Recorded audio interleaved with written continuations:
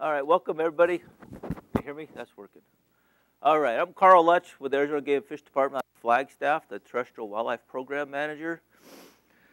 If you're here for the amphibians are awesome class, that's not here. That's somewhere else. So welcome to the Bison Hunter Clinic for the fall 18. This is the first one. We haven't done it since last fall. Not a whole lot, if you've come to these before, not a whole lot has changed, but there are some more information that we'll present to you and kind of what's going on up there on the park and hopefully off the park for you guys. So today over here we got Scott Poppenberger. He's the Flagstaff Regional Supervisor. He is a past successful house rock bison hunter, so he's got some experience up there. His was about 20 years ago when the herd was still down on House Rock House Rock Valley. Next to him is Matt Lewis. He's our new House Rock Wildlife Area Manager. He come to us. He's born and raised in Arizona, but previously came from South Dakota, where he managed a herd of about 300 bison. So he's new, but he's getting his feet wet and understanding the ins and outs of the herd and managing bison in Arizona. And over here is Alan Zufelt. He's our California Condor Coordinator, and he's going to talk to you about your permits, your tags, and your coupons for non-lead ammunition and how to go about getting that and when your tags will be mailed to you. So with that, we'll get going.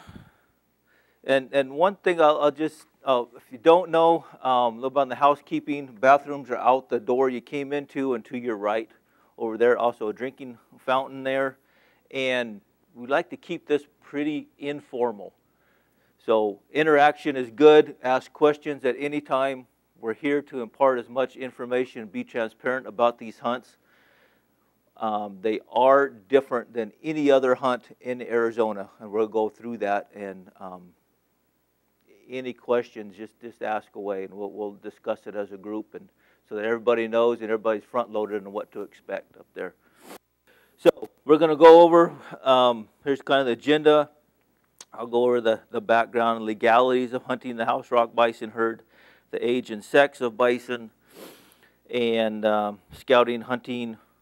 After you get one down, now what? And then the cape, meat, and skull care. And then a question and answer period at the end.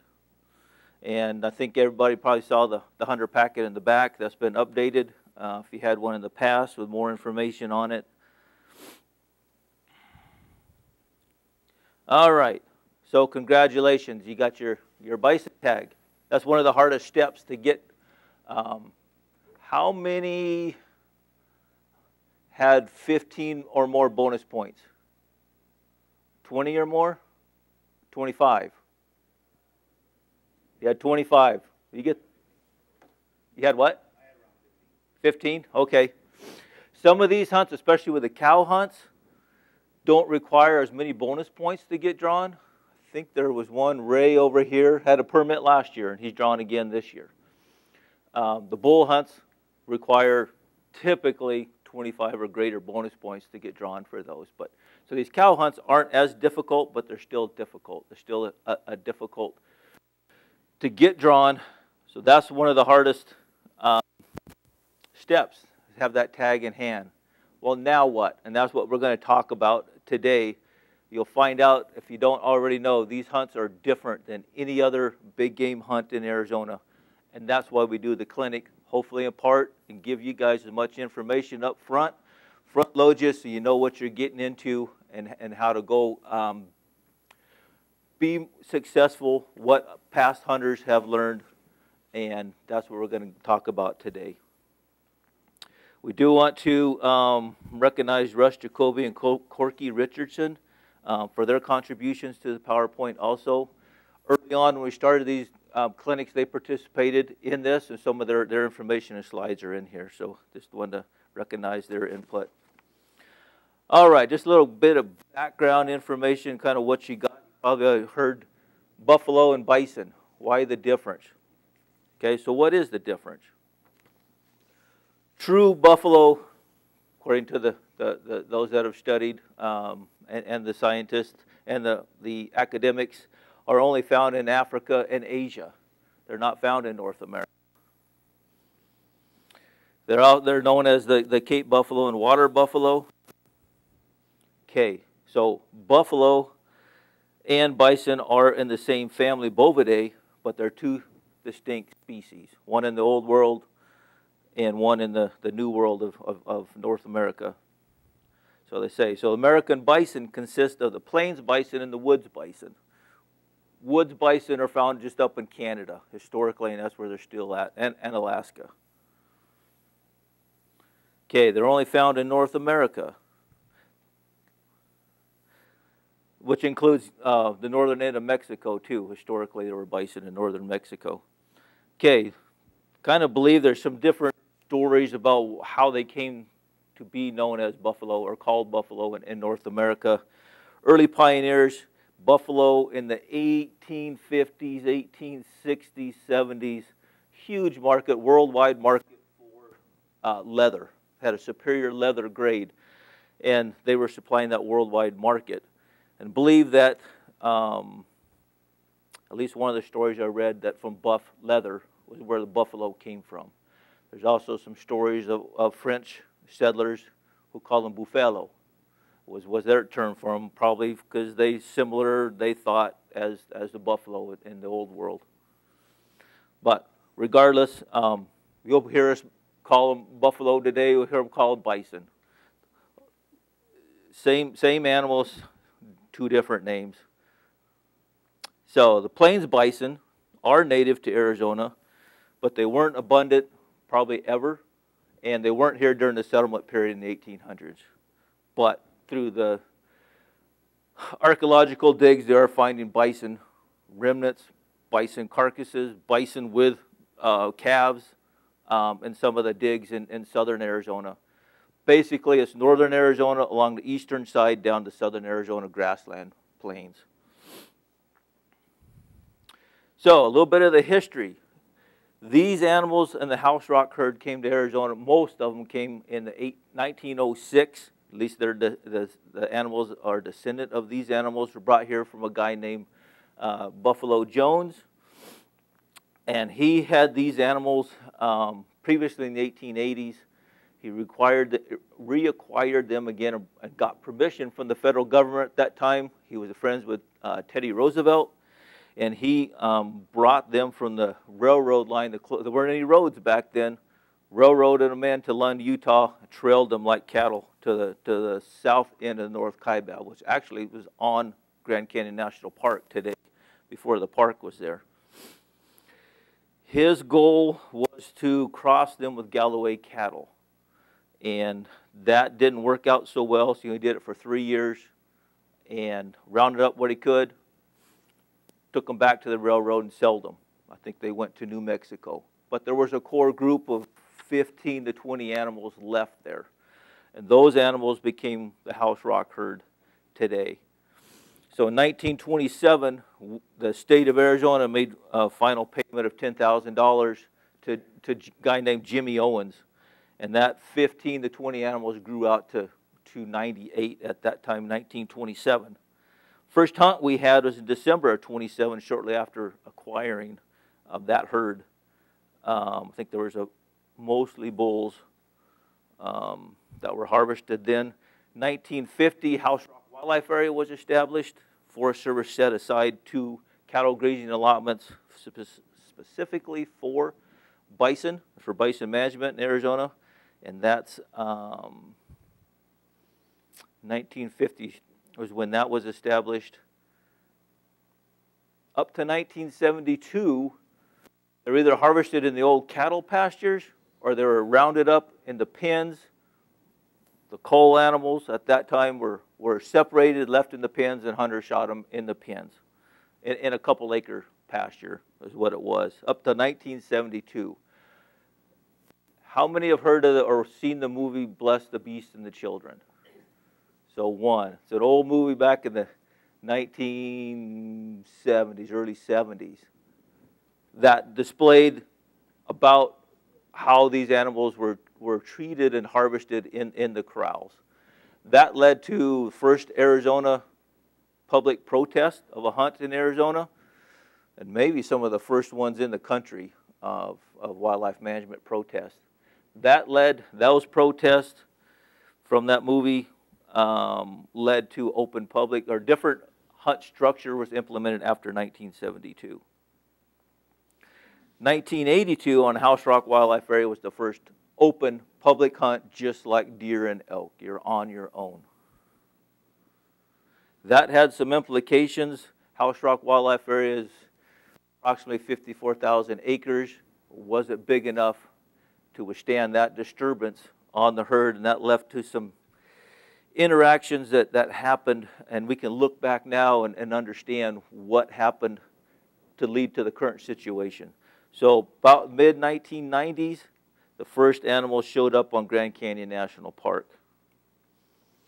They continued to come back to House Rock Valley, House Rock Wildlife Area, until 2009. And that was because they are very tied to their breeding grounds. They knew that's a historic area where they came back for 80 plus years to breed. All the animals knew to gather and come back there to do the breeding. After that, they would disperse back up on top. 2009 is the last time they came back to House Rock Wildlife Area in any numbers. A couple of years after that, found signs of them. We never saw them. We believe there was a few bulls that were coming back looking for cows. They didn't find them. They went back up on top. We've used different hunt strategies over the years, from spring permits, fall draw permits like you guys got, companion tags where a kaibab deer hunter had the opportunity to purchase a bison tag for $200, go up there and hunt during the deer hunt, summer population management hunts on House Rock Wildlife Area, and in 2014 we started this hunt structure that you guys got drawn for. The average harvest before we implemented this was about 22 animals a year. We weren't getting the harvest that we really needed. The population was really growing and expanding. Since 2014, the average harvest has been 57 animals, cows and bulls, harvested a year. This last year, 2017 harvest was the best one we've had in over 20 years. Probably, I don't know how far back and what the harvests were a long time ago, but we had 62 animals harvested last year. So having better success, figuring out what, how to be successful on these animals, and that's what led to these hunter clinics and imparting this information to you guys. So you guys all seen the hunter clinic, or the hunter packet. Here it's got some updated information in there on the legalities, and we'll go over that, but some of the maps, some of the identification, where to concentrate, and we'll get into not everything in the PowerPoint is in here, but most of it is more of a summary for you guys' information.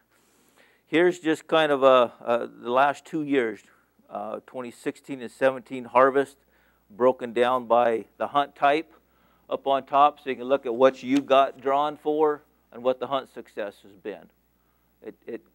It jumps around each year. It's a little bit different on that harvest. This year's been a really good harvest. We have 44 bulls harvested so far this year, and I think the current hunt is up to 3 cows that started Friday, as far as I've heard. Last fall, where was it? On the third fall hunt, that was mid-November to the end of the year. Typically that hunt has, you see in 2016, 0% hunt success. Last year was 100% hunt success. That had to do with a dry fall. Those animals stayed further or stayed up on the summer range, on the forest longer than they typically do because there was no snow to drive them down to the winter range. And there was animals still up on top along Highway 67 on the forest till mid-December last year. 5 hunters, 1 hunter didn't go, so 5 hunters got 5 cows up there, and there were still animals available after everybody was done. The previous year, snows came earlier, they drove them down to the winter range. The winter range is on the park. Very little, a little bit on the west side, there could be some bulls. Some winters, a little bit over on the Saddle Mountain Wilderness, there's some animals. This past year, there wasn't any that I've heard of, and hunters that went in and looked at them, they didn't find sign. 2016, a guy did harvest a cow in the January or February down lower on House Rock Wildlife area. After that, that herd left, went back up on top, and they haven't been down that low since. So this year, like I said, the first hunt was great success, 84%, 73%, 72%. And the first summer hunt, you see that dropped by about half of what it was. What happened there is the monsoons hit. Finally got some relief from the dryness. Those animals sucked back to the park. They were coming off, it was so dry, there was better forage on the forest. They sucked down the water levels on the park, they were coming off for water. They didn't need that once the monsoons hit, and the opportunity was dropped way down. This past week, those herds, we got satellite collars, GPS collars, so we can upload those daily. It gets 4 locations on most of them per day. Those herds moved back north to the park boundary, and they've been getting into them yesterday morning and this morning with some harvest up there. 3 that I know of 10 hunters so far. So what are the legal requirements? What must be removed from the field at a minimum? With the game and fish laws, when you have an animal in your possession, you have to be able to prove to a game and fish officer, or any officer in the state for that matter, what the species was that you harvested and what the sex was. And mostly that for an antlered animal, antlered deer, that's obvious, an antlered deer, that's your proof of sex and legality there. And species. If you and most people will keep the skulls with them, and that will prove your species and potentially the sex of that animal. But we have had hunters in the past who weren't interested in the head and left that. So rather than just have a pile of meat in their possession, which doesn't determine species or sex, we put this together, talking with the guys up there north of what you need to require. So for your guys, the cow hunts, neither a yearling bull or adult bulls are legal, cannot be harvested. So the proof of sex at a minimum, if you don't have the head, is the udder or genitalia attached to a patch of that hide around that area. So you don't have to pack out that whole carcass to prove that. You can just have that patch of hide if you don't want the hide to carry around too. The hides are heavy. Or you can just have the head, and that's going to suffice for that. If it's a younger cow, my advice would be to take pictures of the genitalia too, so that if you do get stopped in the field, you can show the wildlife manager, here's my proof of sex, this was a cow, show that genitalia. And sometimes, especially those younger animals, the cows can look similar to bulls on there. So instead of saying, okay, take me out to the carcass to show me that it's a legal animal, you can show right here in the field, and in most cases probably be good to go. Anything else to add on that, Scott? No. Okay. All right. There is a checkout requirement. So according to Commission Rule R124-306, each hunter that is issued a permit shall check out no more than 3 days after the end of the hunt. And that is regardless of whether you hunt, don't hunt, harvest, or don't harvest. It's not a physical checkout. All we require is that we got a checkout form. So there's 2 ways to complete that. You can call our Flagstaff office, and only our Flagstaff office, because that's where we administer the bison hunts, will have the checkout form. If you just call the Flagstaff number there, it's in the first or second page also of the hunting regulations. The regional offices are listed there. Most likely one of the girls up front will answer the phone, and they'll just ask you the questions and fill out the form for you at that point and give them to me. Another way to do it is up there in the field. We do have checkout forms, and Rush Jacoby has those, or he'll leave those. You can leave those with him, and he'll turn those in, and we'll get into that a little bit more and who he is and those particulars. Any questions on that? If you don't check out, I'll be calling you and trying to track you down to get that information. We do need it. What we use it for is to formulate the next year's hunts and the next year's. We really want your guys' input on how the hunt went, what can we do to make it a better hunt experience. So we do use that days. How many days did you hunt, and what we can do to make it better. All right. So part of the other legalities is, what if you wound an animal and it goes on the Grand Canyon National Park? Happens almost every hunt. This will be occur. So your hunt is not your open area does not include Grand Canyon National Park. There's no hunting on the park, so it's not permitted, but you can retrieve the animal. Okay, if you legally wound the animal outside the park, before you go onto the park and do anything, you need to contact the park. There's a number here that kind of shows up, yeah. There. You also find out cell phones don't work up there. Satellite phones work. Some hunters bring their own satellite phone. Rush Jacoby, he's the guide, the main guide up there. He'll have a satellite phone, and any of you guys can use it. He has that available as you guys to contact. So he can contact the park if you get in touch with him, or you guys can use the phone, but you need to contact the park before getting on there. They'll route you to an officer, and they talk to an officer, tell them what happened, where you're at. They may or may not come out. They may just tell you, go ahead, thanks for the information, you're good to go, but you need to follow what they say. He'll make that determination, and as long as the animal was taken legally or shot legally on the forest side, they've been allowing retrieval. Even this year, they're allowing hunters to dispatch animals on the park, which has never happened before. So in the past, and I'll get to you in a minute, in the past, they've not even allowed you to go onto the park to retrieve it. At that point, those animals are Grand Canyon National Park property, not state's property. That's how they viewed it. We've come a long ways. Now they're allowing that retrieval on the park. But you need to involve them in that. If you don't, and you go on there and you are caught, they will confiscate the animal and you'll lose that. And that will be your once in a lifetime harvest. You won't get another permit. So, yes.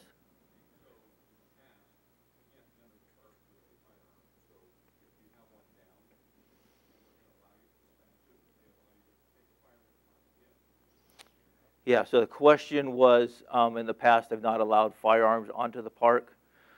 Firearms in themselves are allowed on the park, just under the Second Amendment.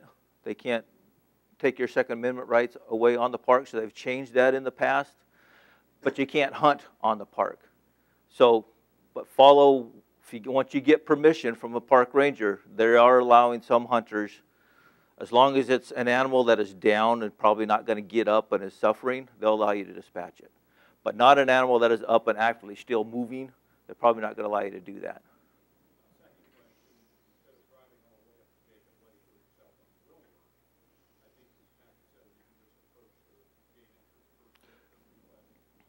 Yeah, that's what, and I've not actually asked them at the station, but that's what their officers had told us too. They have communication there at the entrance station, the Grand Canyon National Park.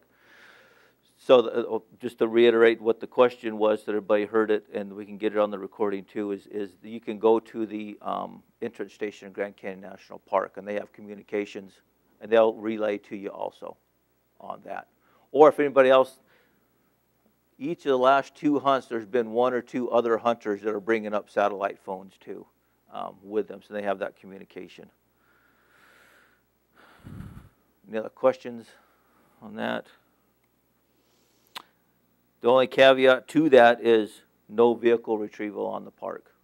Some places on the forest you can't get a vehicle to, but most places you can. So that's one of the things we stress too, is make your first shot count. And you don't have to worry about packing an animal out of the park. Sometimes they go down 2 miles into the park and you got to pack them out on your back. That's a lot of effort. And that does happen. That happened while we were there. What was Russ Jacoby's son? What is it, Jacob? Jacob. Jacob. He went down in there with them to go get it, and they were like, "This is why shot placement is crucial. Do not do this." Right. Ray had a tag last year. He's the one that got drawn again. But yeah, shot placement, and then we'll go over that and what to do if you do have a wounded animal still on the forest. And again, these are guidelines. So the investigating park ranger, you got to follow his direction because that's where he has the authority on the park.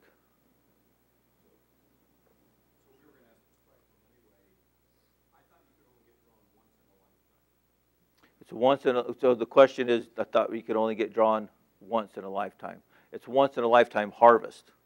You can hunt as many times as you get drawn, but until you harvest, you can go. So, and that includes whether the animal was taken as the correct sex or not. It doesn't matter. If you harvest the wrong sex, that's your once in a lifetime harvest, too. Do you have anything else? Yep. Nope. That's it. Does that clear that up? Yeah. All right, on the forest, the retrieval of legally taken bison. According to the Kaibab National Forest, they do allow bison retrieval off-road. They've done away with deer retrieval off-road, but on the North Kaibab, they're allowing elk and bison to be vehicle retrieval off-road. As long as it's within 1 mile of an open road with one trip in and one vehicle, and that includes the meadows along Highway 67. The caveat to that is with the stipulation that no habitat damage occurs.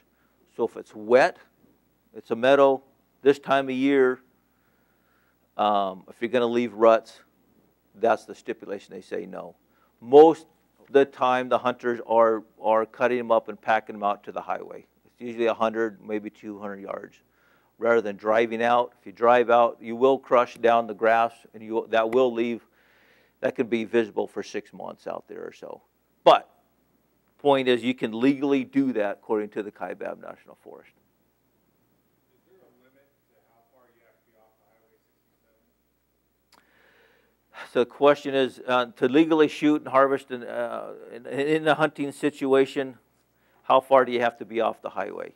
It's off the maintained portion of the road. So it's the black top, that would be considered the maintained portion. If there's a bar ditch, that would include the bar ditch. Sometimes it's a raised highway on that too. That could be considered the raised or the maintained part of that highway, Highway 67. So as long as you're off of that, and there's no set distance, it just depends on the maintained portion. It can be literally one step from legal to not legal on that. Anything else? So there's no special stipulation there where they have all the tourists or anything else? There's some considerations. Everything on the forest is open to your guys' hunts on that. So we'll get to that on another slide. Just things to think about with Grand Canyon being the attractant of bringing people from all over the world there. The other part of on the forest is there's no vehicle retrieval in any wilderness areas. For the most part, you won't have to worry about that. There aren't any animals in the Saddle Mountain Wilderness, but that could change, particularly later in the year, but there always could be a group that moves out there. You just never know. But you be prepared to pack an animal out of any wilderness or the Grand Canyon National Park. Okay, blood collection. It's not a requirement. It's just a request. We've been collecting blood, just doing some disease testing on these animals. We test for brucellosis, which causes abortion in cattle, elk, and deer. It's not been found in Arizona, but it's what the Yellowstone herd has and why they're basically confined to Yellowstone National Park. Because that disease concern, also the interference or competition with cattle industry up there. Starting in this year, we're going to test for some other diseases known as anaplasmosis and some viral diseases, epizootic hemorrhagic disease, blue tongue, and bovine viral diarrhea. All right, when you collect that, what we don't freeze that sample and keep it cool in an ice chest or a refrigerator. If you freeze it, it damages the cells or something. They can't be separated. They can't do the test.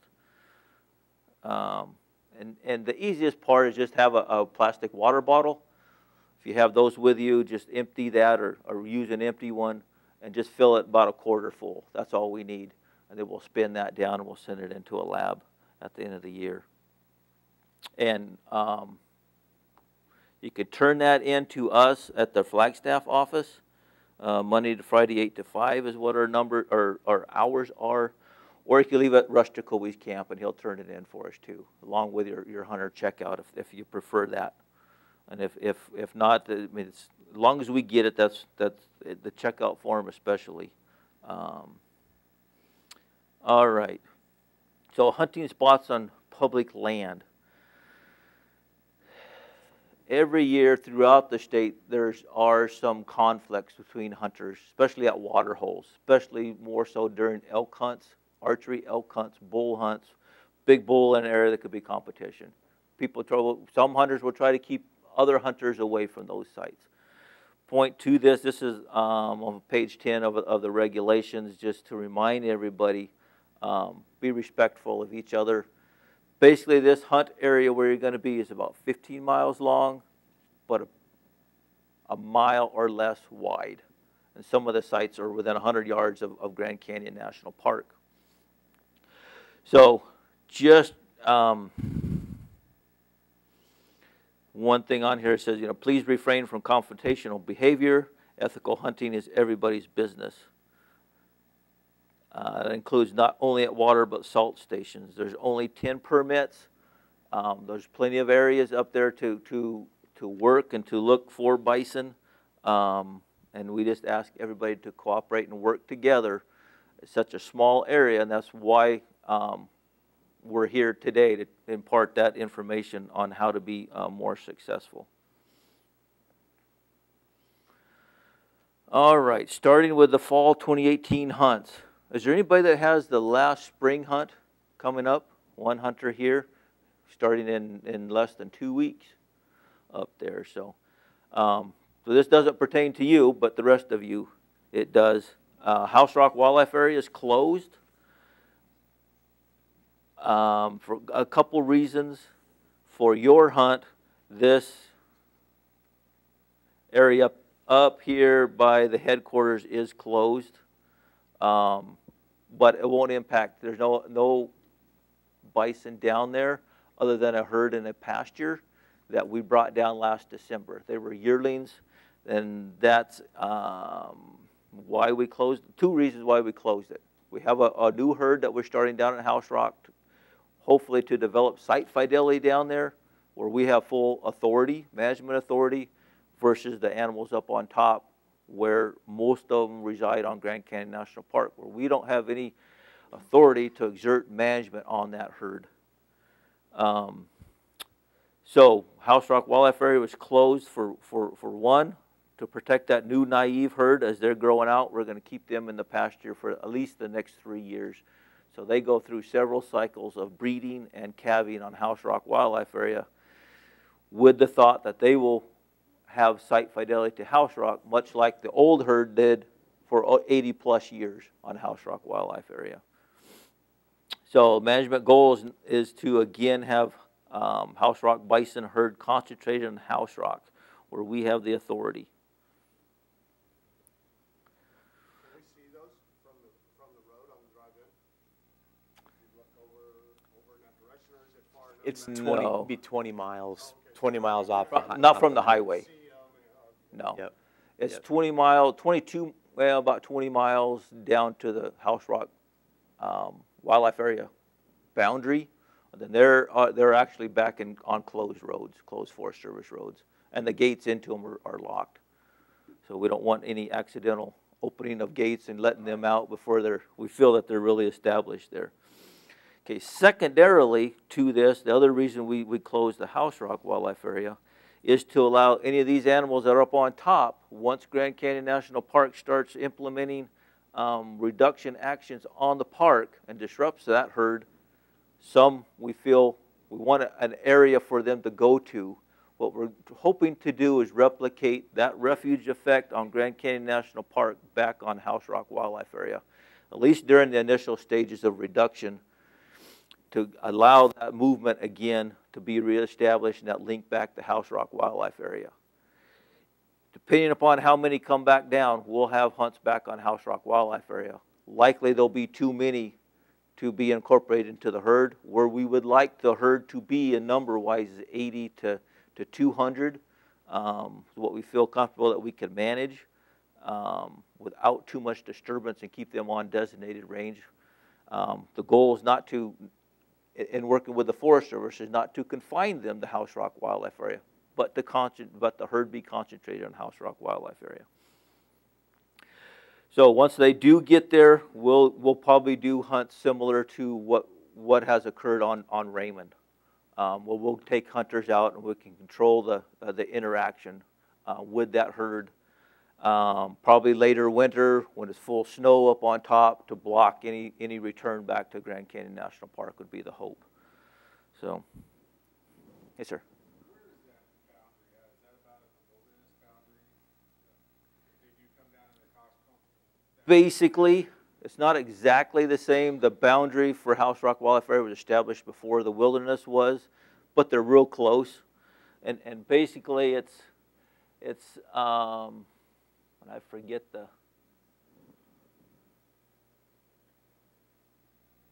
the coxcombs are really probably pretty much fully on the wildlife area. Yeah. Yeah, it's hard for me to get that. It's kind of that rim, you know. That rim, and there's that old road that goes along the backside of that. But like I said, there's no animals down there. There was that cow in winter of 2016 was down by Buck Farm number 3, a little bit about a mile to the south of that. Can you see the red line there? That's the yeah. Yeah, I was just wondering where that kind of laid on the map compared to Yeah. the entire area there. Yeah, and once you're up on top, there won't be you won't be on the wildlife area on there. So, yes, sir. How many buffalo do you have up there right now? Up on the park. The whole buffalo herd Yeah. Well, What do you think? good question. That's the next slide. Nice anticipation. One quick question. Sure. That one is you mentioned the Park Service is going to do a herd reduction. Uh-huh. When is that supposed to happen, and who's going to be doing it? Great. We'll get to that. I've got another slide we'll on dig that into too. that a little bit later. Yeah, stand by good for that. question, and yeah, Great question. And yeah. we'll talk about how that might affect or help on the harvest off the park too. So That east side, is that like burn tank and spare tank, is that, can you hunt over there? Or yes, yep, yeah. I got some maps of the waters for you guys too, and that's in here in this packet too. If they're going to do the relocation to the park, why not get your desired number to the house rock herd now? Yeah. Instead of starting small herd like Yeah, good question. desired number. So the question was, why not take animals from Grand Canyon National Park for our desired animals down in House Rock Wildlife Area? Back in 2014, we did exactly that. We brought 19 down from the park, down the House Rock Wildlife Area. We held them for 5 months in a corral, fed them. They were, they're wild animals from the park. They were coming up to the truck to get feed. We had good interaction with them. That was a dry year. It was very dusty conditions. They will develop a respiratory issues in really dusty conditions, confined like that. So we were concerned about that. We thought they had good behavior to where, much like the old Raymond herd was, where they would stick around. We fed them in the corral, and actually I got a slide to show this. This was a couple of days before Thanksgiving. So got dark early, 6 o'clock was dark. We fed them in the crowd. We opened the gate after 6 o'clock. The next reading on the collar was 6 a.m. and they're at John's Tank. 12 airline miles was 12 miles overnight. Dead centered the old historic migration route. That's a lot different than 12 flat miles, though. It's amazing. Yeah. So what that really emphasized to us is the importance of how strongly they're tied to where they breed and calve, you know. And with the original herd prior to them, you know, leaving and occupying the park full time, they'd come back every single year for 90 years to those places where they bred and calved. And so these animals had never done that before. They'd only been, so like a homing pigeon straight back up there. So we have tried that, and it's been shown not to work, which is why we're reestablishing this naive herd down there on House Rock now. You don't have enough space to get the numbers down there. There's plenty of space. For 3 years? Yep. You're not gonna keep that number for- Yeah, plenty of space. You probably can't keep an animal that has known history of it from going back. I mean, unless you shipped it to Idaho or something like that. And Yeah. we Right. But once they're biologically, mentally anchored to that place, they tend to stay there, you know. So that's what we're trying to we reestablish. consulted with the federal bison manager herd managers from other park units with Turner Ranches that's got 50,000 bison. About 10 years ago, we were having lots of problems at Raymond and House Rock with these animals. And it's like, okay, so obviously we're doing something wrong. We went to those that are the experts. He manages in his ranches 50,000 bison annually and makes it work. So it's like, okay, what are you guys doing that we're not? So we got a lot of information in the last 10 years on the things that we did right and things that we were doing wrong, and we hopefully have corrected. Also working with, talking to managers up in Canada on their park service lands. And we brought, these animals were yearlings last year that we brought down. So young animals are easiest to transport and easiest to develop site fidelity to a new area.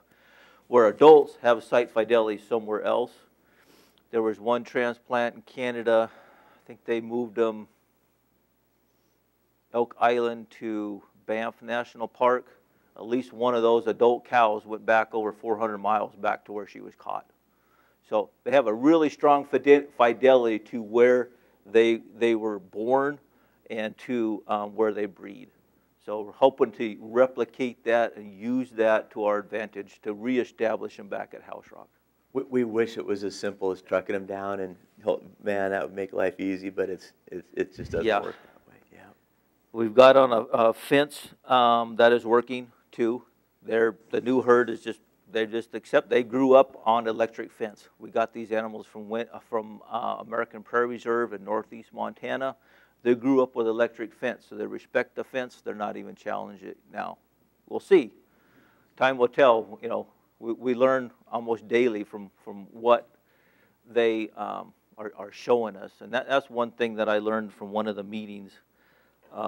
There was a elder from a blood tribe in Canada, in one of our meetings talking about management across and issues, and he got up and said that the first thing you need to do is to watch the bison and learn from them. They will tell you how to manage them and how to keep them, what they like and what they don't like.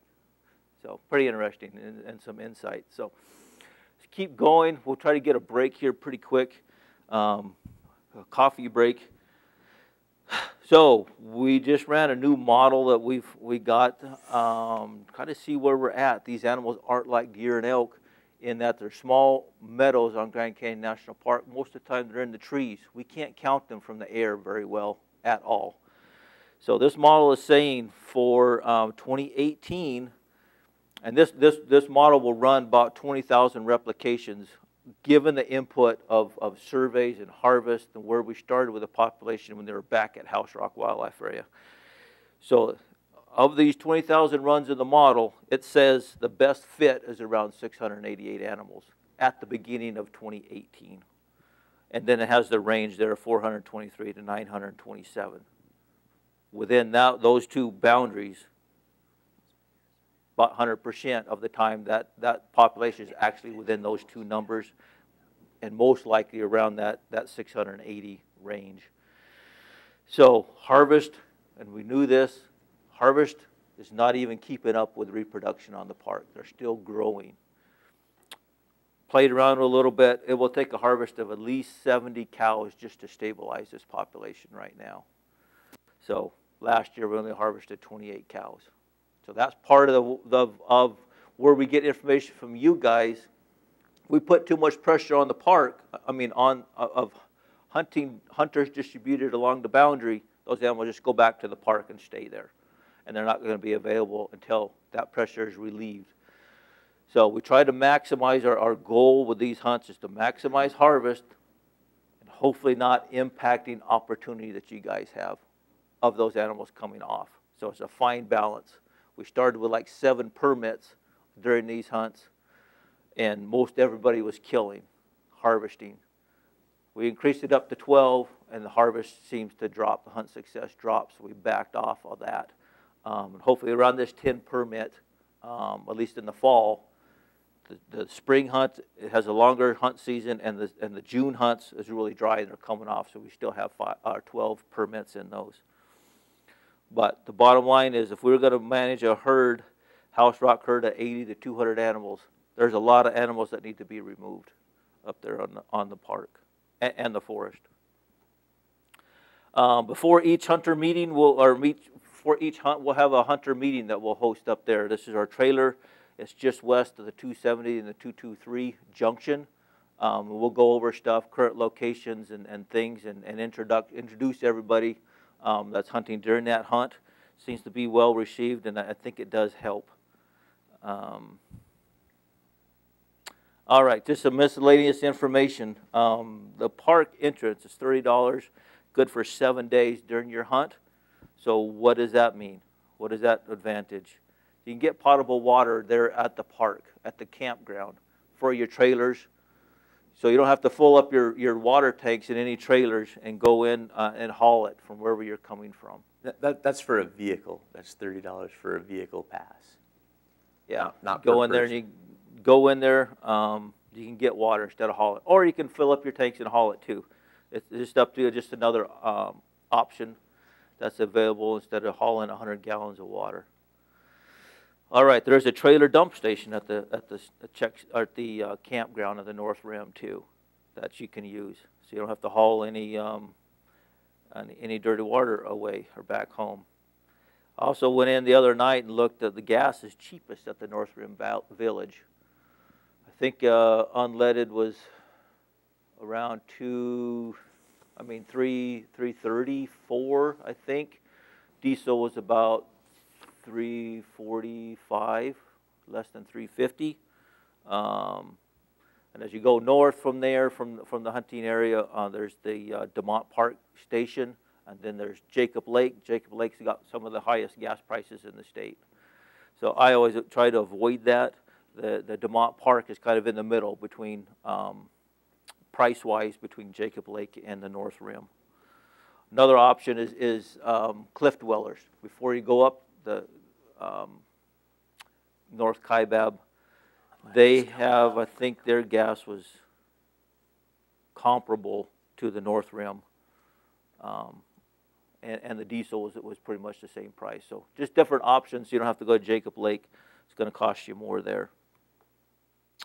Also at the campground, there is laundry and shower facilities for anybody that's tent camping and wanting to go take a shower or do laundry during your hunt. That pass allows you in there to do that. They're coin operated. All right, just a little bit about the Hunter Co-op. It's an option for you guys that I just want you guys to know about. It's something that Rush Jacoby and Mossback Outfitters does up there.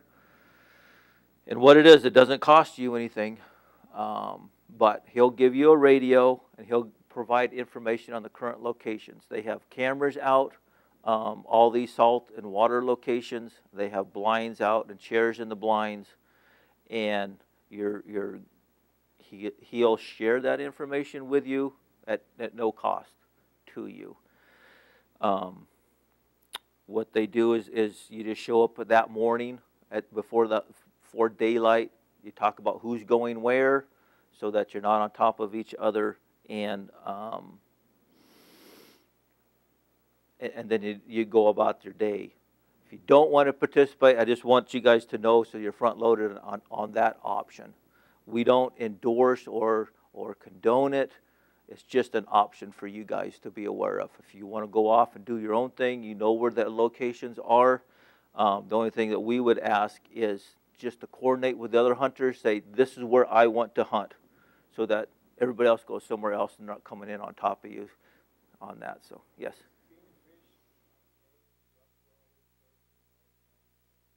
Question was, the Game and Fish paying Russ for the services? No, we don't. The advantage is, with hunters distributed across the landscape, the advantage is to his paid clients to keep that disturbance away from his clients.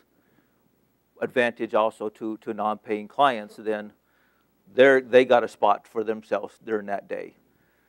Now again, talk about that previous slide, it's public land, anybody can go anywhere they want. Even though you might be in the, say, I want this, sit at this location, that doesn't give you exclusive use on public land. All right, so just be aware of that. Any other questions on that?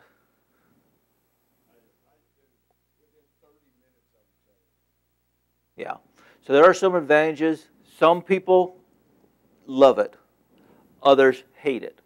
So just want you guys to know, you guys make up your own mind what you want to do, but it is part of what occurs up there. Okay? All right. I'll turn it over to Alan right now.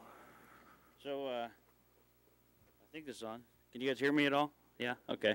So, well, I'm yelling at you, sorry. Your bison hunt is in the middle of our Arizona's Condor Range up there. And the department operates a free non-lead ammunition program to assist the recovery of our condors. Lead poisoning from hunter-harvested lead-shot animals is the thing preventing them from being a self-sustaining population. So to that end, we want to make it easy for you guys to have this win-win with the department to do conservation while you're hunting. So your tags are being mailed to you on Monday. They'll be stuck in the mail. By Tuesday or Wednesday, you'll probably start seeing them. With your tag, there is a bunch of information about the Condor program, but also a coupon for a box of free non-lead ammunition. No cost to you. You can fill out the little form that's in there and mail it in, and we'll ship it to your door. You can take it to any of the Sportsman's Warehouse stores in the country, and they will redeem it for a box of that non-lead ammunition there. Non-lead ammunition is a premium ammunition, very effective. There are personal preferences, and so I would suggest that you guys take advantage of this program. Research it online, see what your gun would like to shoot, and shoot it. At the short ranges you're going to be shooting, these non-lead bullets do a very good job to do what they need to do. They were developed for African game originally, and they've been making a bigger and bigger impact in our market here in the United States. The only thing, if anybody's hunted on the North Kaibab in the last several years, Cabela's used to allow walk-in vendors or walk-in sales for this program.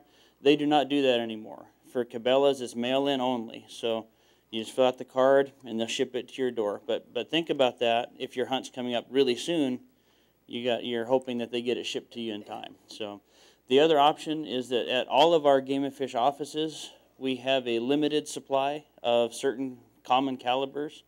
So if you're shooting something like a 300 Win Mag or a 30-06, something of that nature, you have the option of coming to any of our Game and Fish offices, and we might be able to help you out there as well.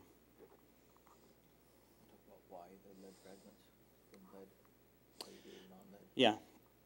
So, Carl asked just to mention why the lead fragmentation occurs.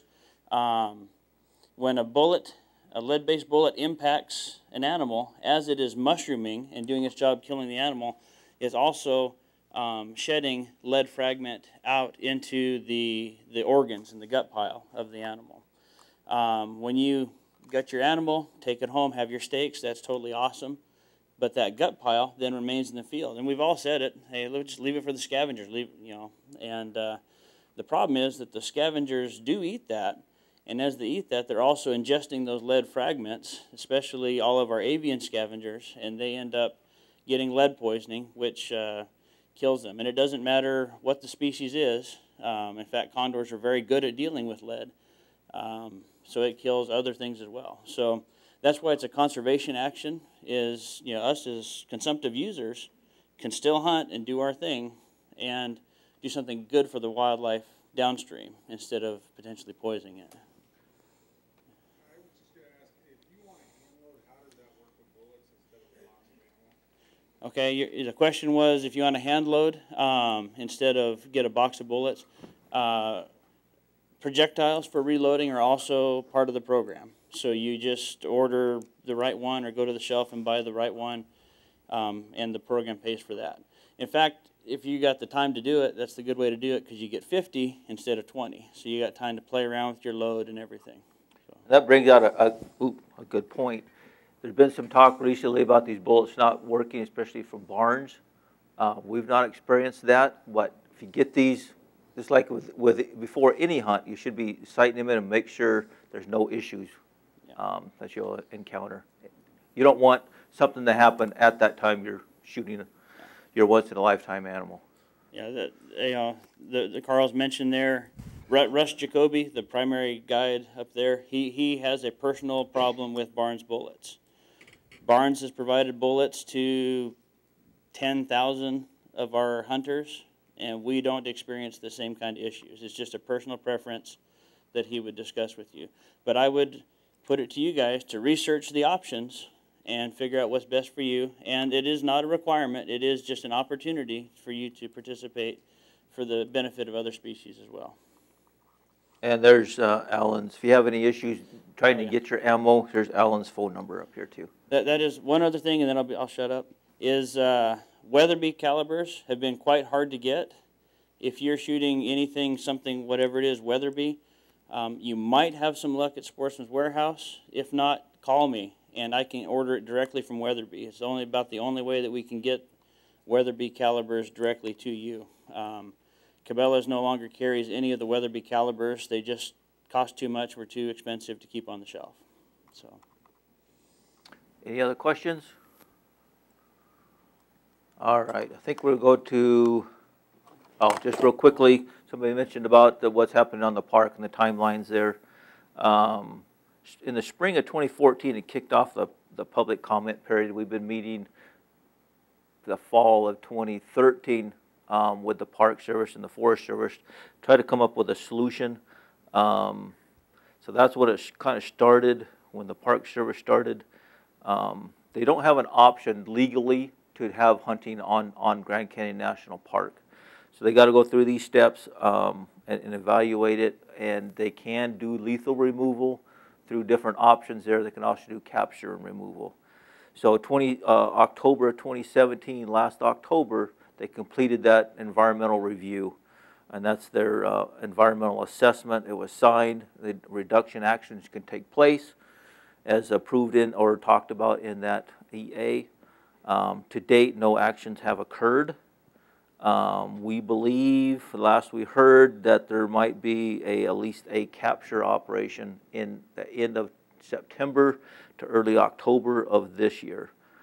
They also, last meetings that we've had with them, had talked about lethal removal also, at least a pilot program this fall.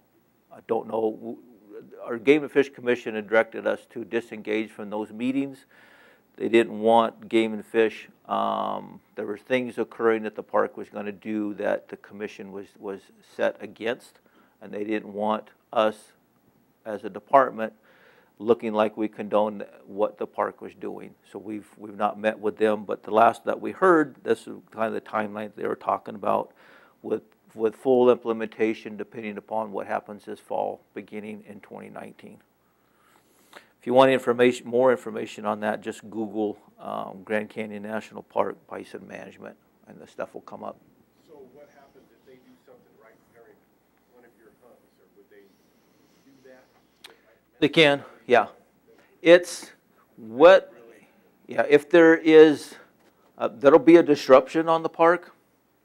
And in Little Park, we think, especially with lethal removal, that will put animals more up on the forest. They're going to go away, just like they do from the forest back to the park.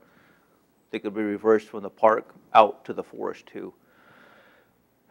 To a lesser extent on a capture and removal operation. Those animals are designated, at least the last that we heard, being transported out of state. We don't have any place in Arizona to bring them right now. And the commission is dead set against ship to slaughter. So right now, the Intertribal Buffalo Council has agreed to take any animals off Grand Canyon. They'll be taking them to reservations and bringing them into either new herds or existing herds on reservations.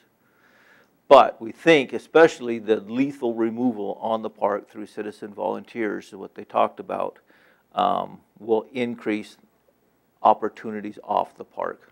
So that'll disrupt that refugia effect that now Grand Canyon has, is what we think. We don't know where they're going to go, and that's why we closed House Rock, to give them at least an avenue to go where we can control that. And basically, it'd be what we hope is it's going to reverse what happened on House Rock and the pressure that brought them to the park, reverse that to bring them back down to House Rock. You don't think it'll hurt any of your hunts that you guys have going on? Right. Time will tell, but we anticipate and the hope that's going to be better. But realize that there also will be reducing that population. But probably 80% of the population stays on the park anyway. So, and I got maps to kind of show that. So at Yes, this sir. point, you're certain then that some sort of reduction will begin end of September into October? You just don't know what kind of reduction? They said they were going to start last October, last fall. Then they said it'd be this spring, and now they're saying this fall. So we don't really know. Yeah, there's a lot that it just hasn't happened yet. What other question you might touch? So the question is, yeah, we'll get to that. If I don't mention that, we'll get into it in the hunting locations and the areas on that. Does anybody need a break? Let's take a, how about we get back here at 10:45 and we'll start again, but we'll take a quick break.